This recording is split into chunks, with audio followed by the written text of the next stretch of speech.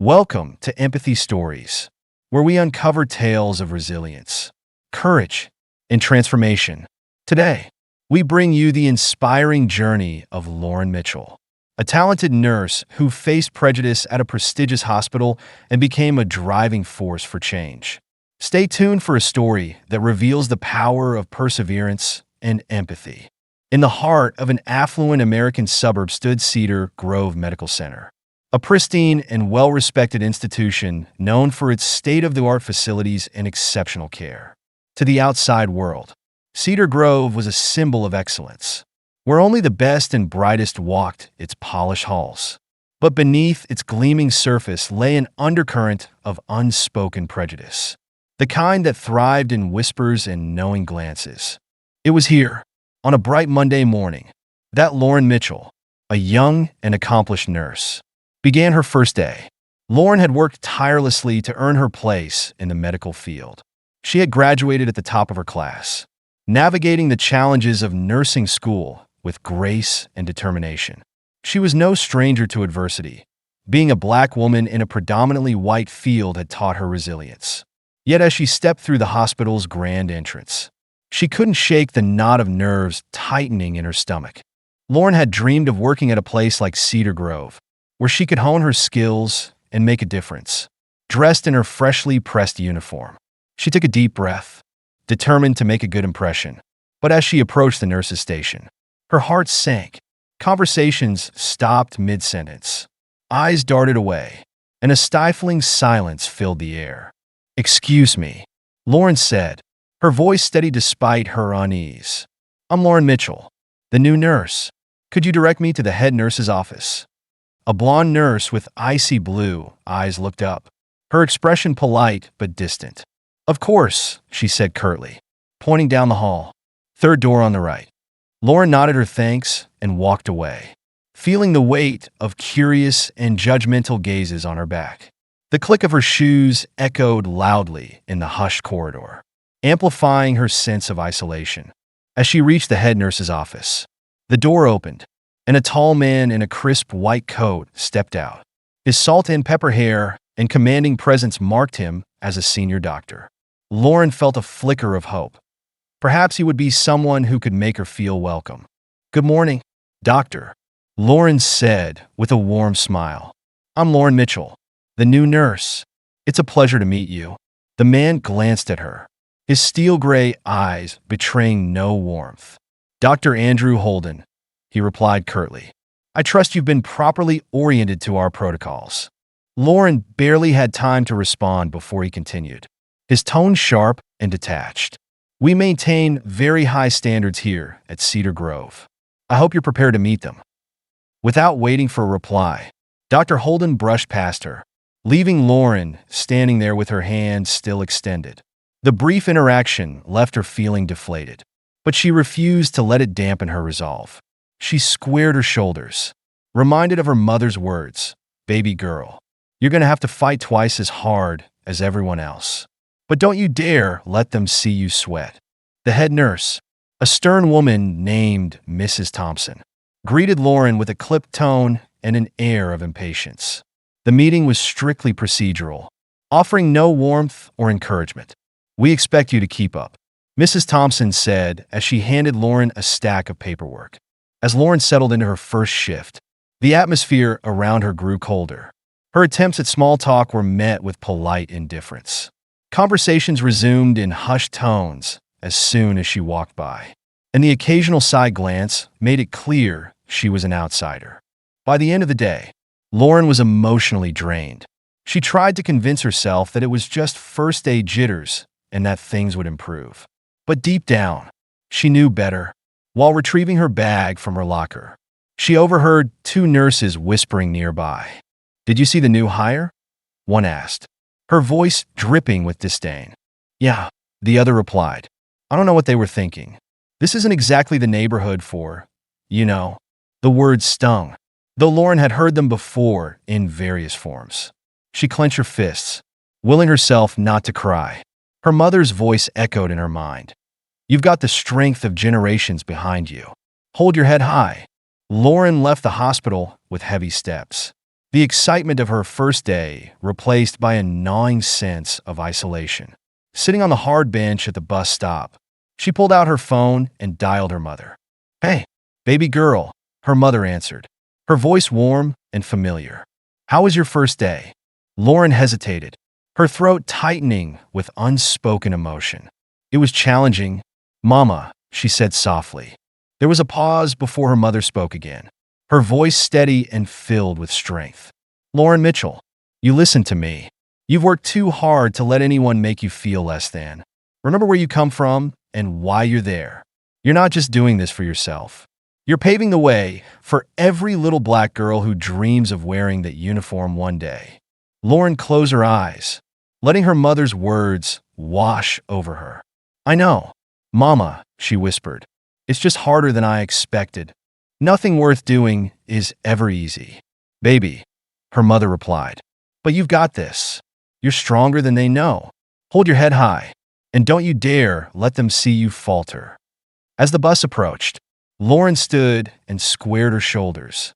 She was determined to prove herself, not just to the staff at Cedar Grove, but to herself. Little did she know, her quiet strength would soon become the catalyst for a profound transformation in the very institution that sought to diminish her. The days at Cedar Grove Medical Center began to blend into one another for Lauren Mitchell.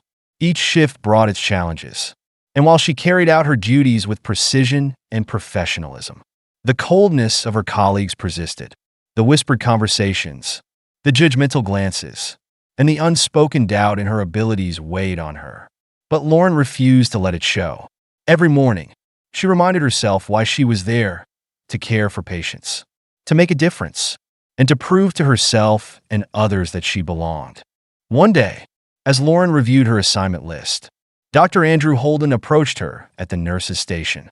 He handed her a clipboard with a stack of papers and said, his tone laced with condescension, "Nurse Mitchell, I need you to handle the new patient in room 412. His name is James Carter, and he's a high-profile case. Both arms broken in a skiing accident. I trust you'll give him the care he deserves." Lauren caught the faint smirk on Dr. Holden's face as he turned to leave. She knew this wasn't just a routine assignment. It was another test. High-profile patients came with added scrutiny, and any mistake, no matter how small, will be magnified. Still, she nodded and replied calmly, "Of course, Dr. Holden, I'll take care of it." As she made her way to room 412, Lauren couldn't shake the feeling that this patient would somehow be different. The air of importance surrounding his arrival was palpable. When she entered the room, she was greeted by the sight of a middle-aged man lying in bed, his arms encased in casts. Despite his injuries, James Carter exuded a quiet authority. His sharp eyes met hers, and Lauren felt as though he could see right through her. "Good morning, Mr. Carter," Lauren said with a warm smile. "I'm Nurse Lauren Mitchell, and I'll be taking care of you during your stay." "Good morning, Nurse Mitchell," he replied, his voice steady and confident. "Thank you for being here. I didn't expect to end up in the hospital after a skiing trip, but life has a way of surprising us." Lauren chuckled softly as she began checking his vitals and adjusting his four. Unlike many patients she had encountered, Mr. Carter treated her with respect and genuine curiosity. He watched her work with keen interest, occasionally asking questions about her background and her experiences at Cedar Grove. "You seem very capable, Nurse Mitchell," Mr. Carter remarked as she finished adjusting his bed. "How long have you been here?" "A few weeks," Lauren replied, choosing her words carefully. "It's been an adjustment." Mr. Carter raised an eyebrow, his expression thoughtful. "An adjustment, you say? I imagine working in a place like this comes with its own unique challenges." Before Lauren could respond, the door burst open, and Dr. Holden entered the room. His demeanor was markedly different, overly cheerful and ingratiating. "Mr. Carter," he exclaimed, his voice practically dripping with false warmth, "I trust Nurse Mitchell has been taking excellent care of you. We only assign our best staff to our most distinguished patients." Lauren suppressed the urge to roll her eyes. Dr. Holden's sudden shift in tone was as transparent as glass, and she could see that Mr. Carter wasn't fooled either. "Indeed, Dr. Holden," Mr. Carter replied smoothly, his sharp gaze flicking between the doctor and Lauren. Nurse Mitchell has been exemplary. We were just discussing her experiences here at Cedar Grove. Dr. Holden's smile faltered for a moment before he quickly recovered. That's wonderful to hear. We pride ourselves on maintaining a supportive and inclusive environment here. Lauren felt a surge of anger at the blatant hypocrisy, but maintained her professional composure. Mr. Carter, however, seemed to pick up on the tension. Supportive and inclusive. You say, he mused, his tone carrying an undercurrent of skepticism. I look forward to experiencing that firsthand during my stay. In the days that followed, Lauren found herself spending more time with Mr. Carter than any other patient. Despite his injuries, he was sharp, observant, and engaging. Their conversations ranged from his skiing accident to the challenges Lauren faced in her role. Unlike others, Mr. Carter didn't dismiss her experiences or downplay her concerns. He listened intently, his questions thoughtful and probing. One afternoon, as Lauren changed his bandages, she overheard two nurses whispering just outside the room. I don't trust her with a VIP patient, one hissed. Who knows what she might do? She's only here because of diversity quotas, the other replied. It's not like she's actually qualified. Lauren's hands trembled slightly as she finished her task, but she quickly steadied herself. Mr. Carter noticed her tension and asked gently, Is everything all right, Nurse Mitchell? Lauren forced a smile, just focusing on getting these bandages right. Mr. Carter. He studied her face for a moment before responding, his voice measured and thoughtful. You know, Nurse Mitchell, I've always believed that a person's true character is revealed in how they treat those they perceive as beneath them. I've been watching, and I've learned a great deal about this place and the people in it. Lauren was startled by the pointed nature of his comment, but nodded, unsure of what to say. The following day, Lauren was asked to assist in a high-stakes surgery, a rare opportunity for a nurse of her tenure. She knew the request came from Dr. Holden and suspected it was another test. As the operation began, Lauren worked diligently, her movements precise and efficient. But midway through the procedure, she noticed Dr. Holden hesitating as he prepared to make a critical incision. Dr. Holden, Lauren said, her voice clear and steady. I recommend approaching from a different angle. The patient's anatomy suggests it might be safer. The room fell silent. All eyes turned to Lauren.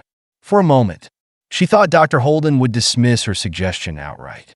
But to her surprise, he adjusted his approach and continued the operation. When the surgery concluded successfully, Lauren felt a mix of relief and pride. But her moment of triumph was short-lived. As they cleaned up, Dr. Holden turned to her, his voice low and menacing. Nurse Mitchell, I need to see you in private. He led her to a small room, his face red with barely contained fury. How dare you question my judgment in there, he hissed. You're lucky I don't have you fired on the spot. Before Lauren could respond, a voice cut through the tension, calm yet commanding. Dr. Holden, I believe you've forgotten where you are and who you're speaking to. Both Lauren and Dr. Holden turned to see James Carter sitting in a wheelchair, his expression stern. Mr. Carter, Dr. Holden stammered. I didn't realize. You didn't realize I was listening? Mr. Carter interrupted. Well, I was, and I've seen enough to know that this behavior is unacceptable. Lauren stood frozen as Mr. Carter revealed his true identity, the CEO of a leading healthcare corporation. His presence at Cedar Grove was not just as a patient, but as a witness to the hospital's toxic culture. This ends now, Mr. Carter said firmly. And in that moment, Lauren knew that her quiet perseverance had sparked something far greater than she ever imagined. The revelation of James Carter's identity as the CEO of a prominent healthcare conglomerate sent shockwaves through Cedar Grove Medical Center. The whispers and hushed conversations that had once surrounded Lauren Mitchell were now replaced by a palpable tension as the hospital braced for the fallout. For Lauren, the days following that fateful confrontation felt surreal. The weight of her struggles, long endured in silence, had finally been acknowledged by someone with the power to make real change. The very next morning, Mr. Carter convened an emergency meeting with the hospital's administration. Dr. Holden, once untouchable in his authority, found himself at the center of a formal investigation into his behavior. The nurses and staff who had long operated under the guise of professionalism were suddenly forced to confront the reality of their actions or inactions. The culture of silence that had protected toxic behaviors was beginning to crack. Lauren was summoned to Mr. Carter's room later that day. When she entered, he was sitting upright, reviewing papers with a look of quiet determination. His cast made the task cumbersome, but his focus was unwavering. "Nurse Mitchell," he greeted her with a warm smile, gesturing to the chair beside him. "Please, sit. I want to talk about what happens next." Lauren hesitated before taking the seat, unsure of what he was about to propose. "Mr. Carter, I appreciate everything you've done already. You didn't have to." He raised a hand to stop her. "I did. What I've seen here at Cedar Grove is unacceptable. Not just for you, but for every staff member or patient who has ever been treated unfairly. This isn't just about one incident. Lauren, this is about systemic change." For the next hour, Mr. Carter outlined his vision. Cedar Grove would undergo a comprehensive overhaul, starting with mandatory diversity and inclusion training for all staff. An external audit would investigate discriminatory practices, and the hospital's hiring and promotion policies would be restructured to ensure fairness and equity. Mr. Carter was resolute. This was not just a symbolic gesture, but a fundamental shift in how the hospital operated. "You've shown resilience and professionalism in the face of unimaginable pressure," Mr. Carter said, his tone softening. "That's why I'd like you to take on a leadership role in these changes. I want you to head the newly established Diversity and Inclusion Committee." Lauren's eyes widened in shock. "Me? I'm just a nurse." "I'm not. You're exactly the right person for this." Mr. Carter interrupted. "You've lived these challenges. You understand the struggles in ways no one else here does. Your perspective is invaluable." Tears pricked at Lauren's eyes, but she quickly blinked them away. The idea of stepping into a leadership role was daunting, but it was also an opportunity to make a real difference, not just for herself, but for others who had faced similar struggles. "I'll do it," she said, her voice steady despite the emotions swirling inside her. "I'll do whatever it takes to help change this place." News of the planned reforms spread quickly throughout the hospital. Some staff members welcomed the changes, recognizing that they were long overdue. Others resisted, grumbling about unnecessary interference and questioning the need for such drastic measures. But the tide of change was unstoppable, and even the most vocal critics began to realize that the Cedar Grove they once knew would never be the same. Dr. Holden, now under formal investigation, found his authority rapidly diminishing. His actions during the surgery and his subsequent behavior toward Lauren were scrutinized in excruciating detail. When the investigation concluded, it was determined that his conduct violated the hospital's core values. He was dismissed from his position, a clear message that discrimination and unprofessionalism would no longer be tolerated.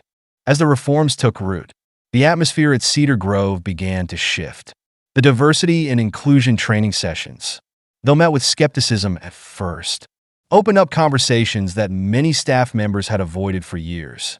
People began to reflect on their own biases and behaviors, and small but meaningful changes started to take shape.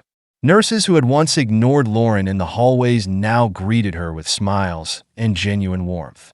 Conversations at the nurses' station became more inclusive, and the sense of isolation that had once suffocated Lauren began to lift.